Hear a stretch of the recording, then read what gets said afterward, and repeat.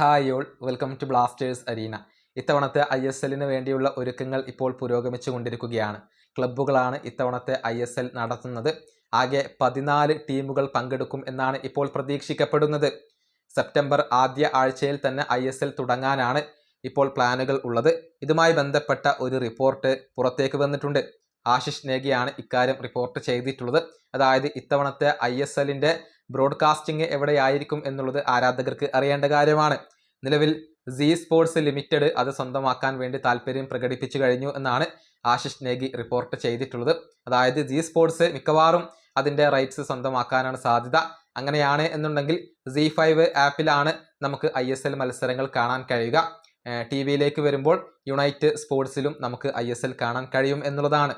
നിലവിൽ FIFA world cup ഇന്ത്യയിൽ telecast ചെയ്തുകൊണ്ടിരിക്കുന്നത് സീ സ്പോർട്സ് ആണ്. അവർ തന്നെയാണ് ISLും സ്വന്തമാക്കാനുള്ള ഒരു ശ്രമങ്ങൾ ഇപ്പോൾ നടത്തിക്കൊണ്ടിരിക്കുന്നത്.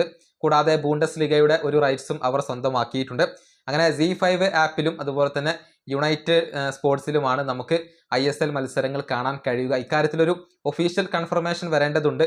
മറ്റുള്ള ഏതെങ്കിലും പാർട്ടികൾ സ്വന്തമാക്കുമോ എന്നുള്ളതൊക്കെ കാത്തിരുന്ന് കാണേണ്ട കാര്യമാണ്. കഴിഞ്ഞ തവണ ഫാൻ കോഡിലായിരുന്നു നമ്മൾ ISL കണ്ടിരുന്നത്. ഇത്തവണ Z5 ആയിരിക്കും ISLനെ സ്വന്തമാക്കുക. ഈ വീഡിയോ അവസാനിപ്പിക്കുന്നു. അടുത്തൊരു വീഡിയോ കാണാം.